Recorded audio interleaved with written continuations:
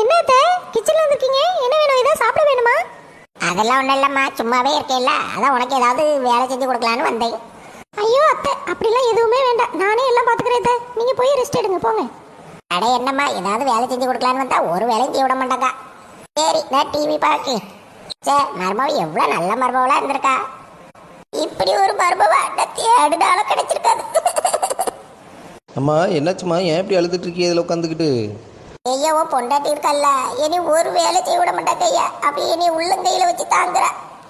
இப்படி ஒரு பொண்ணு மருமவளாக வர்றதுக்கு நான் ரொம்ப கொடுத்து வச்சிருக்கேன் ஐயா. நான் தான் சொன்னேன்லம்மா, அவள் ரொம்ப நல்ல பொண்ணுன்னு. நீங்கள் தான் கேட்கவே இல்லை. இப்போவாவது உங்களுக்கு புரிஞ்சுதா? சரிம்மா, நான் போய் அவளை போய் பார்த்துட்டு வரேன்.